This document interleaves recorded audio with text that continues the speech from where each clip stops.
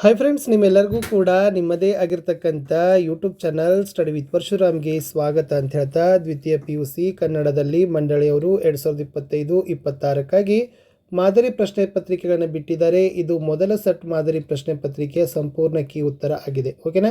ಇದೇ ತನ್ನಾಗಿರ್ತಕ್ಕಂಥ ಎಲ್ಲ ವಿಷಯಗಳಲ್ಲಿ ವಿಡಿಯೋಗಳನ್ನು ಲೈನ್ ಅಪ್ ಮಾಡ್ತೀನಿ. ಸೊ ದಯಮಾಡಿ ತಾವೆಲ್ಲರೂ ಕೂಡ ವಿಡಿಯೋನ ಲೈಕ್, ಶೇರ್ ಮತ್ತು ಸಬ್ಸ್ಕ್ರೈಬ್ ಮಾಡೋದನ್ನು ಮಾತ್ರ ಮರೆಯದಿರಿ. ಸೊ ಇದು ಕ್ವಶನ್ ಪೇಪರಲ್ಲಿ ಭಾಳಷ್ಟು ಕ್ವಶನ್ಗಳು ನಿಮ್ಮ ಪ್ರಿಪ್ರೇಟ್ರಿಗೆ ಮತ್ತು ಆ್ಯನ್ಯುವಲ್ ಎಕ್ಸಾಮ್ಗೆ ಯೂಸ್ ಆಗ್ತದೆ.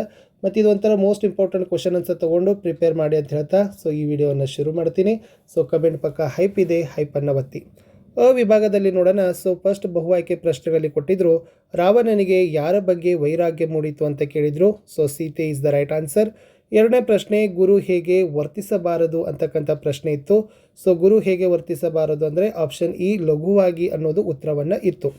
ಇನ್ನು ಹಗೆಯನ್ನು ಏನೆಂದು ಉಪೇಕ್ಷಿಸಬಾರದು ಅಂತ ಕೇಳಿದ್ದಾರೆ. ಸೊ ಬಾಲಕನೆಂದು ಅಂತಕ್ಕಂಥದ್ದು ಉತ್ತರ. ಇನ್ನು ತನ್ನಿಂದ ಉಪಕಾರ ತೊಟಕಾದರೂ ಭಿನ್ನಾನದ ಮಾತಿಗೆ ಅಂತ ಕೇಳಿದರು. ಸೊ ಇದ್ರ ಮುಂದೆ ಏನಿದೆ ಅಂತ ಕೇಳಿದರೆ, ಇದು ದುರ್ಜನರು ಉಪಕಾರ ಮಾಡದ ಭಿನ್ನಾನದ ಮಾತನಾಡ್ತಾರೆ ಅನ್ನೋದನ್ನು ಆಯ್ಕೆಯಲ್ಲಿ ಕರೆಕ್ಟ್ ಇತ್ತು. ಇನ್ನು ಯಾವುದಕ್ಕೆ ಸೆಳೆವಿದೆ ಎಂದು ಕವಿ ಹೇಳ್ತಾರೆ ಅಂತ ಕೇಳಿದ್ದಾರೆ. ಸೊ ಆನ್ಸರ್ ಈ ಜೀವನದ ನದಿಗೆ. ಇನ್ನು ಕೊನೆಗೆ ಬಸಲಿಂಗ ಯಾವುದರಿಂದ ಮುಕ್ತನಾಗಿದ್ದ ಅಂತ ಕೇಳಿದ್ದಾರೆ. ಸೊ ಸುಳ್ಳುಗಳಿಂದ ಅಂತಕ್ಕಂಥ ಉತ್ತರವನ್ನು ನೀವು ರೈಟ್ ಮಾಡಬೇಕಿತ್ತು. ಪ್ರಶ್ನೆ 7, ಒಂದು ರಾಜ್ಯದ ಎಲ್ಲ ಸೌಲಭ್ಯಗಳನ್ನು ಬಳಸಿಕೊಂಡು ಬದುಕುವ ಜನ ಅಲ್ಲಿನ ಭಾಷೆಯನ್ನು ಬಳಸೋದು ಅನಿವಾರ್ಯವಾಗ್ತದೆ ಎಂಬ ಹಾಮಾನಾಯಕ್ ಅವರ ಮಾತಿನ ಆಶಯ ಏನು ಅಂತ ಕೇಳಿದ್ದಾರೆ.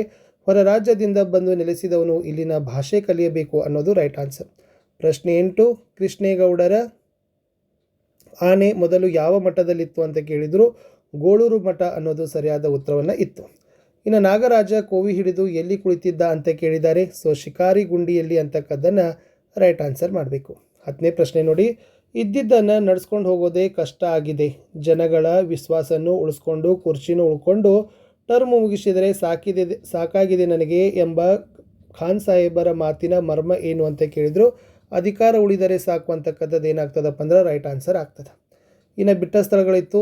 ದುರಾಶೆಯ ಹುಡುಗನನ್ನು ನಿರಾಕರಿಸಿದವರು ಯಾರು ಅಂತ ಕೇಳಿದರೆ ನಿಶಾ ಶರ್ಮಾ. ಧನಿಗಳು ಹೊಳೆಯ ಸುತ್ತಲೂ ಸೂಚಿಸಿದ್ದು ಕುದುಪನಿಗೆ. ಶಿವಸುಬ್ರಹ್ಮಣ್ಯಂ ಅಯ್ಯರ್ ಅವರು ಕಲಾಂ ಅವರನ್ನು ಶಾಲೆಗೆ ಕಳುಹಿಸುವಂತೆ ಪ್ರೇರೇಪಿಸಿರ್ತಾರೆ. ಶೇಷನು ರಾಮಾಯಣದ ಕಥೆಯನ್ನು ಯಾರಿಗೆ ಹೇಳ್ತಾನೆ? ವಾತ್ಸಾಯನಿಗೆ ಹೇಳ್ತಾನೆ. ಡ್ಯಾಶ್ ಬಾಯಿ ಚಪಲ ಜಾಸ್ತಿ ಬರ್ತದೆ, ಪೆನ್ಷನ್ದಾರರಿಗೆ ಅಂತ ಬರೆದ್ರೆ ಸಾಕು. ಇನ್ನು ಹೊಂದಿಸಿ ಬರೆದಿದ್ದಾರೆ, ಆಲ್ರೆಡಿ ಮೋಸ್ಟ್ ಇಂಪಾರ್ಟೆಂಟ್ ಇದೆ. ಪುಲಿಗೆರೆ ಸೋಮನಾಥ ಅಂತಕ್ಕಂಥದ್ದು ಸೋಮೇಶ್ವರ ಜೊತೆಗೆ ಸರಿ ಹೊಂದಾಣಿಕೆಯಾಗಿದೆ. ಪುರಂದರದಾಸರು, ಪುರಂದರ ವಿಠಲ. KS ನಿಸಾರ್ ಅಹಮದ್ ವ್ಯಕ್ತಿಪರ ಕವನಗಳು. ಟಿ ಯಲ್ಲಪ್ಪ ಚಿಟ್ಟೆ ಮತ್ತು ಜೀವಯಾನ. ಸುಕನ್ಯಾ ಮಾರುತಿ ಒಮ್ಮೆ ನಗುತ್ತೇವೆ ಅನ್ನೋದನ್ನು ನೀವೇನು ಮಾಡಬೇಕಾಗಿತ್ತಪ್ಪ ಅಂದ್ರೆ ಬರಿಬೇಕು. ಇನ್ನು ಆ ವಿಭಾಗಕ್ಕೆ ಬರ್ತೀನಿ. 2-3 ವಾಕ್ಯದಲ್ಲಿ ಉತ್ತರವನ್ನು ಬರೀತಕ್ಕಂಥ ಪ್ರಶ್ನೆಗಳು ಇದಿತ್ತು. ಪದ್ಯ ಭಾಗದ ಪ್ರಶ್ನೆ, ರಾವಣ ತನ್ನ ಅಂತಃಪುರದ ಸ್ತ್ರೀಯರನ್ನು ಹೇಗೆ ಸಂತೈಸಿದ ಅಂತ ಕೇಳಿದ್ದಾರೆ. ಸೊ ದ ಆನ್ಸರ್ ಈಸ್, ಮಂಡೋದರಿಯನ್ನು ಮತ್ತು ಸಮಸ್ತ ಸ್ತ್ರೀಯರನ್ನು ನೋಡಿದ ರಾವಣನು ಅವರನ್ನುದ್ದೇಶಿಸಿ ನಿಮಗಿಷ್ಟು ಅಪಮಾನವನ್ನುಂಟು ಮಾಡಿದ ಅಂಗದಾದಿಗಳನ್ನು ಹುಬ್ಬು ಗಂಟಿ ಕಷ್ಟುವರಲ್ಲಿ ಸೆರೆಹಿಡಿದು ನಿಮ್ಮ ಮುಂದೆ ತಂದು ಅನೇಕ ಪ್ರಕಾರದಲ್ಲಿ ದಂಡಿಸೋದರ ಮೂಲಕ ನಿಮಗಾದ ಅಪಮಾನವನ್ನು ಕಳೆಯುತ್ತೇನೆ ಅಂತ ಸಂತೈಸ್ತಾನೆ. ಪ್ರಶ್ನೆ 18, ವೀರ ಮತ್ತು ಯೋಗಿಗೆ ಯಾವ ಗುಣಗಳಿರಬೇಕು ಅಂತ ಕೇಳಿದ್ದಾರೆ. ಶತ್ರುವಿನೊಂದಿಗೆ ಹೋರಾಡುವ ಶಕ್ತಿ ಇದ್ದರೆ ವೀರನಾಗಬೇಕು. ಮತ್ತು ಕಾಮಕ್ರೋಧಾದಿ ಅರಿಷಡ್ ವರ್ಗವನ್ನು ಗೆಲ್ಲುವ ಸಾಮರ್ಥ್ಯವಿದ್ದರೆ ಯೋಗಿಯಾಗಬೇಕೆಂಬುದು ಸೋಮನಾಥ ಅಭಿಪ್ರಾಯ ಪಡ್ತಾನೆ. ಪ್ರಶ್ನೆ 19, ಹುಸಿ ನಿದ್ದೆ ಸಾಕು ಎದ್ದೇಳಿ ಎಂದು ಕವಿ ಮಕ್ಕಳಿಗೆ ಹೇಳಲು ಕಾರಣ ಏನು ಅಂತಕ್ಕಂಥ ಪ್ರಶ್ನೆ ಇತ್ತು. ಸೊ ದ ಆನ್ಸರ್ ಈಸ್, ಕವಿ ಮಕ್ಕಳಿಗೆ ಹುಸಿ ನಿದ್ದೆಗಿದ್ದೆ ಸಾಕು ಎನ್ನುತ್ತಾನೆ. ಅಂದರೆ ಸೋಮಾರಿಯಾಗಬೇಡ ಎಂದು ಹೇಳುತ್ತಾನೆ. ನಿದ್ದೆಯಲ್ಲಿ ಜೀವನದ ಪ್ರಮುಖವಾದ ಸಮಯವನ್ನು ಹಾಳು ಮಾಡಿಕೊಳ್ಳಬೇಡಿ ಎನ್ನುತ್ತಾನೆ. ನಿದ್ದೆಯಿಂದ ಏನನ್ನೂ ಸಾಧಿಸಲು ಸಾಧ್ಯವಿಲ್ಲ ಎನ್ನುತ್ತಾನೆ. ಯೌವನಾವಸ್ಥೆಯಲ್ಲಿ ಕನಸು ಕಾಣುವುದು ಸಹಜವಾಗಿದೆ. ಆದರೆ ಬರೀ ಕನಸು ಕಾಣುವುದರಲ್ಲಿ ಕಾಲಹರಣ ಮಾಡದೆ ಸಾಧನೆಯಲ್ಲಿ ನಮ್ಮನ್ನು ನಾವು ತೊಡಗಿಸಿಕೊಳ್ಳಬೇಕೆಂದು ಕವಿ ಅಭಿಪ್ರಾಯ ಪಡ್ತಾನೆ ಅಂತ ಬರೆದ್ರೆ ಸಾಕು. ಇನ್ನು ಶಿಲುಬೆಗೇರಿಸಿದವರ ಗುಣಗಳು ಯಾವ ವೇಷ ತಾಳಿವೆ ಅಂತ ಕೇಳಿದ್ದಾರೆ. ಶಿಲುಬೆಗೇರಿಸಿದವರ ಗುಣಗಳು ಕಾಲರಾಯನ ಗುಜರಿ ಸೇರಿಲ್ಲ, ಬದಲಿಗೆ ವೇಷ ಮರೆಸಿಕೊಂಡಿವೆ. ಅಧಿಕಾರದ ಬಲಿಷ್ಠ ಕೈಗಳು, ಎದೆಯಾಳದ ಮುಖ್ಯಗಳು. ರೈಫಲ್ಲು, ಟ್ಯಾಂಕು, ಬಾಂಬು, ಗ್ರೆನೇಡ್ಗಳು ದ್ವೇಷ ಹಿಂಸೆಯ ಹೊಸ ರೂಪಗಳನ್ನು ತಾಳಿವೆ ಅಂತ ಬರೆದ್ರೆ ಸಾಕು. ಗದ್ಯ ಭಾಗದ ಪ್ರಶ್ನೆ, ಡಾಕ್ಟರ್ ಚಂದ್ರಪ್ಪ ಬಸಲಿಂಗನಿಗೆ ಡಾಕ್ಟರ್ ತಿಮ್ಮಪ್ಪನ ಬಗ್ಗೆ ಕೊಟ್ಟ ಅಭಿಪ್ರಾಯವೇನು ಅಂತ ಕೇಳಿದ್ದಾರೆ. ಡಾಕ್ಟರ್ ಚಂದ್ರಪ್ಪ ಬಸಲಿಂಗನ ಕಣ್ಣನ್ನು ಪರೀಕ್ಷಿಸಿ ಡಾಕ್ಟರ್ ತಿಮ್ಮಪ್ಪನವರಿಂದ ಆಗದ ಕೆಲಸ ನಮ್ಮಂಥವರಿಂದ ಸಾಧ್ಯವಿಲ್ಲ, ನಮ್ಮ ವೈದ್ಯ ಲೇಖ ಬಲ್ಲ, ಅತ್ಯಂತ ಪ್ರಾಮಾಣಿಕ ಪ್ರತಿಭಾವಂತ ಡಾಕ್ಟರ್ ತಿಮ್ಮಪ್ಪ. ಈ ಕಣ್ಣಿನ ರೋಗ ಅವರ ವಲಯಕ್ಕೆ ಸೇರಿದ್ದು. ನೀನು ಅವರನ್ನು ನೋಡಿದರೆ ಮಾತ್ರ ಇರುವ ಒಂದು ಕಣ್ಣು ಉಳಿಯುತ್ತೆ ಅಂತ ಹೇಳ್ತಾರೆ ಅಂತ ಬರೆದ್ರೆ ಸಾಕು. ಪ್ರಶ್ನೆ 22, ತ್ರಿಭಾಷಾ ಸೂತ್ರದ ಬಳಕೆ ಹೇಗಿರಬೇಕು? ಉತ್ತರ: ಕೇಂದ್ರ ಸರ್ಕಾರದ ಕಚೇರಿಗಳ ಎಲ್ಲ ಸೂಚನೆಗಳು, ಎಲ್ಲ ಫಾರಂಗಳು, ಎಲ್ಲ ಬರವಣಿಗೆಯ ವ್ಯವಹಾರಗಳು ಕ್ರಮವಾಗಿ ಪ್ರಾದೇಶಿಕ ಭಾಷೆ ಹಿಂದಿ ಮತ್ತು ಇಂಗ್ಲಿಷ್ನಲ್ಲಿ ಇರಬೇಕು. ಇದೇ ತ್ರಿಭಾಷಾ ಸೂತ್ರದ ಬಳಕೆ. ಇನ್ನು ಕಲಾ ಮೇಷ್ಟ್ರು ಹೇಳಿದ ಯಶಸ್ಸಿನ ಪಂಚಾಕ್ಷರಿ ಮಂತ್ರ ಯಾವುದು? ಕುತೂಹಲ, ಆಲೋಚನಾ ಶಕ್ತಿ, ಜ್ಞಾನ, ಕಷ್ಟಪಟ್ಟು ಕೆಲಸ ಮಾಡೋದು ಮತ್ತು ಗುರಿ ಸಾಧಿಸುವ ಛಲ ಇವು ಕಲಾಂ ಅವರು ಹೇಳಿದ ಯಶಸ್ಸಿನ ಪಂಚಾಕ್ಷರಿ ಮಂತ್ರಗಳಾಗಿವೆ ಅಂತ ಬರೆದ್ರೆ ಸಾಕು. ಇನ್ನು ಹಳ್ಳಿಯ ಚಹಾದ ಫಳಾರದ ಅಂಗಡಿ ಎಂದರೆ ಹೇಗಿರ್ತದೆ? ಹಳ್ಳಿಯ ಚಹಾದ ಫಳಾರದ ಅಂಗಡಿ ಎಂದರೆ ಇಳಕಲ್ ಸೀರೆ ಹುಟ್ಟು, ಗುಳೇದ ಗುಡ್ಡದ ಕುಬುಸ ತೊಟ್ಟು, ಹೆಣ್ಣಿದ್ದಂತೆ ನೋಡಲು ಅಂದವಾಗಿರದಿದ್ದರೂ ಸ್ವರ್ಗ ಕೊಡಬಲ್ಲದ್ದಾಗಿರುತ್ತದೆ ಅಂತ ಬರೆದ್ರೆ ಸಾಕು. ಇನ್ನು ದೀರ್ಘಗದ್ಯದ ಪ್ರಶ್ನೆಗೆ ಬರ್ತೀನಿ. ಪ್ರಶ್ನೆ 25, ಆನೆ ಸಾಕುವುದರ ಬಗ್ಗೆ ಜನರ ನಂಬಿಕೆ ಏನಾಗಿತ್ತು ಅಂತ ಕೇಳಿದ್ದಾರೆ. ಕೃಷ್ಣೇಗೌಡ ಆನೆಯನ್ನು ತಂದಾಗ ಇಲ್ಲಿಗೆ ಅವನ ಕತೆ ಮುಗಿದಂತೆಯೇ ಎಂದು ಎಲ್ಲರೂ ತೀರ್ಮಾನಿಸಿದರು.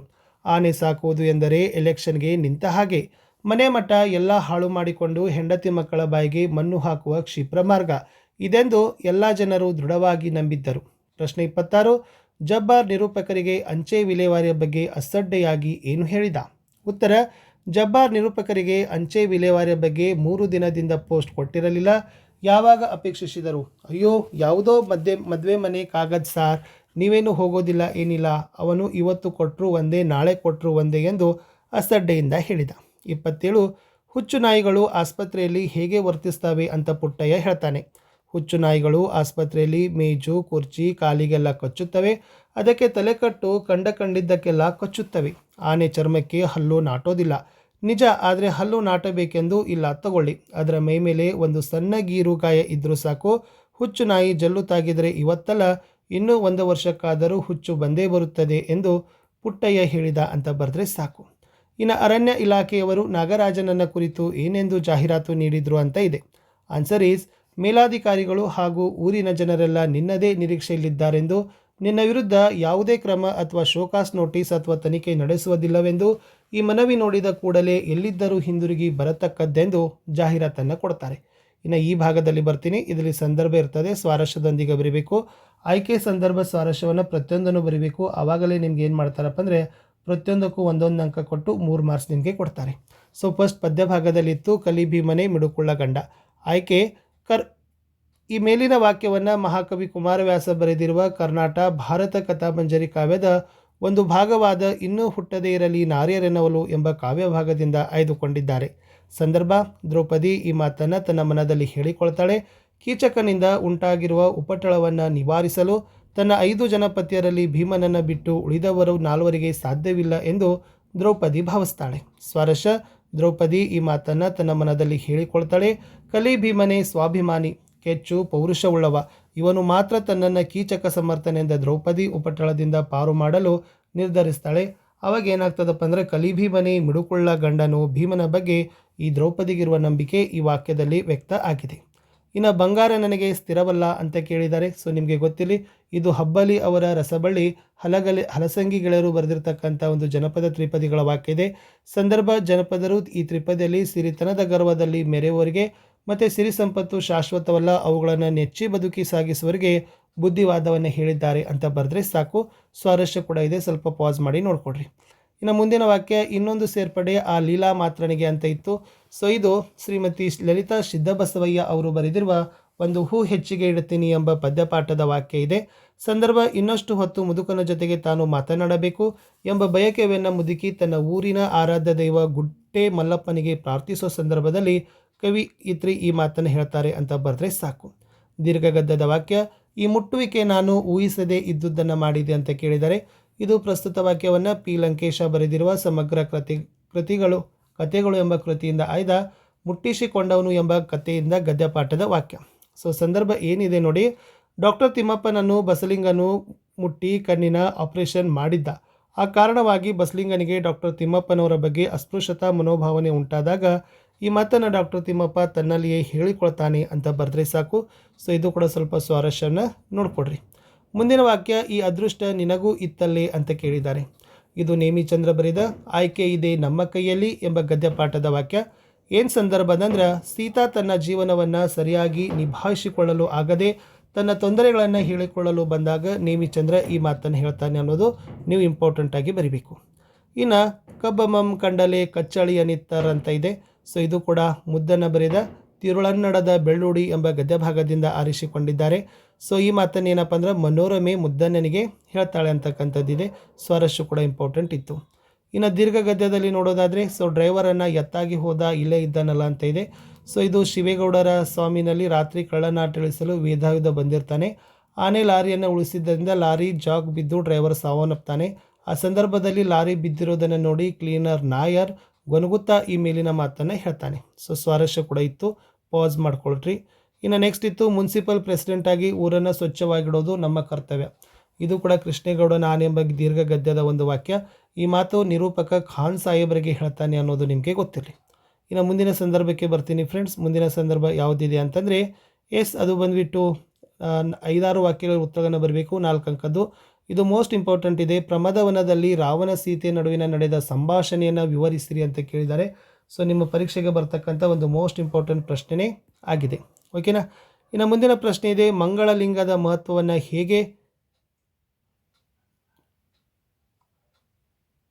ವಿವರಿಸಲಾಗಿದೆ ಅಂತಕ್ಕಂಥ ಪ್ರಶ್ನೆ ಇತ್ತು. ಸೊ ಇದು ಕೂಡ ನಿಮಗೆ ಅತಿ ಮೋಸ್ಟ್ ಇಂಪಾರ್ಟೆಂಟ್ ಆಗಿರ್ತಕ್ಕಂಥ ಪ್ರಶ್ನೆ. ಮಂಗಳಲಿಂಗದ ಮಹತ್ವವನ್ನು ಈ ಉರ್ಲಿಂಗ ಪೇದ್ಯ ವಚನಗಳಲ್ಲಿ ಬರ್ತದೆ.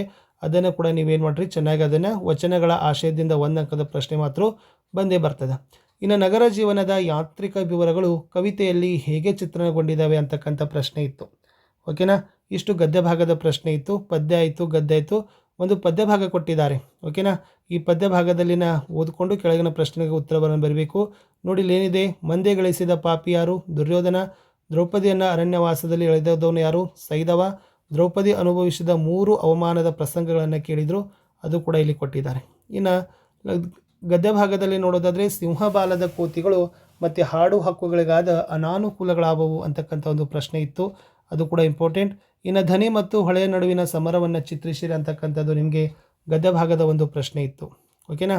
ಇನ್ನು ನೆಕ್ಸ್ಟ್ ಏನು ಕೇಳಿದ್ದಾರೆ ಅಂದರೆ ದೀರ್ಘ ಗದ್ಯದಿಂದ ನಿದ್ರೆ ಮಂಪರಿನಲ್ಲಿದ್ದ ಡ್ರೈವರ್ ಪರಂಧಾಮಕ್ಕೆ ಹೋದ ಸಂದರ್ಭ.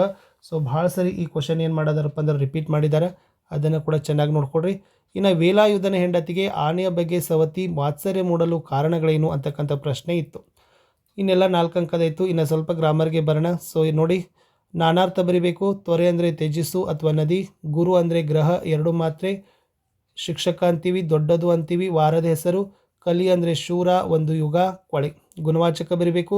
ಹುಸಿ ನಿದ್ದೆಯಲ್ಲಿರ್ತಕ್ಕಂಥ ಗುಣವಾಚಕ ಹುಸಿ, ಗೂಗೆ ಮರಿದ್ರಲ್ಲಿರ್ತಕ್ಕಂಥ ಗುಣವಾಚಕ ಗೂಗೆ ಮರಿ, ಬೆಳ್ಳಿ ಲೋಟದಲ್ಲಿರ್ತಕ್ಕಂಥ ಗುಣವಾಚಕ ಬೆಳ್ಳಿ. ಇನ್ನು ಕ್ರಿಯಾಪದಗಳ ಧಾತುರೂಪ ಬರಬೇಕು. ನಿಂದರು ಅಂದರೆ ನಿಲ್ಲು, ಬಂದಿತು ಬರು, ಕುನಿದನು ಕುನಿ. ಕ್ರಿಯಾಪದಗಳ ಕಾಲವನ್ನು ಗುರುತು ಮಾಡಬೇಕು. ಹಾಡುವಳು, ಇದು ಭವಿಷ್ಯತ್ ಕಾಲ ಬರ್ತದೆ. ಕೇಳುತ್ತಾಳೆ, ಕೇಳುತ್ತಾರೆ, ವರ್ತಮಾನ ಕಾಲ ಬರ್ತದೆ. ಹೋದರು ಅಂತಕ್ಕಂಥದ್ದು ಭೂತಕಾಲ ಬರ್ತದೆ. ಓಕೆನಾ. ಇದು ಇಂಪಾರ್ಟೆಂಟ್ ಆಗಿರ್ತಕ್ಕಂಥ ಕಾಲದ ಬಗ್ಗೆ ಇತ್ತು. ಇನ್ನು ವಿಭಕ್ತಿ ಪ್ರತ್ಯಯಗಳಿದೆ. ದೂರದೋಳು ಅನ್ನೋದು ಸಪ್ತಮಿ, ಮನೆಗೆ ಚತುರ್ಥಿ, ವಲ್ಲಭನ ಷಷ್ಠಿ. ತದ್ಭವ ರೂಪವನ್ನು ಬರಿಬೇಕು ಫ್ರೆಂಡ್ಸ್. ಸ್ತ್ರೀದೇನಾಗ್ತದೆ? ಶಿರಿ, ಶಿರ, ಸಿರ, ರಾಯ, ರಾಜ. ಇನ್ನು ನಿಮಗೆ ಪ್ರಬಂಧದಲ್ಲಿ ಏನು ಮಾಡಿದಾರಪ್ಪ ಅಂದ್ರೆ ಮತದಾನದ ಮಹತ್ವ ಕೇಳಿದ್ದಾರೆ. ಸೊ ಇಲ್ಲಿ ಬರೆಯುವಾಗ ನೀವೇನು ಮಾಡಬೇಕು, ಪೀಠಿಕೆ ಅಂತ ಬರೆದು ಒಂದು 4 to 5 ಲೈನ್ಸ್ ಬರೀರಿ.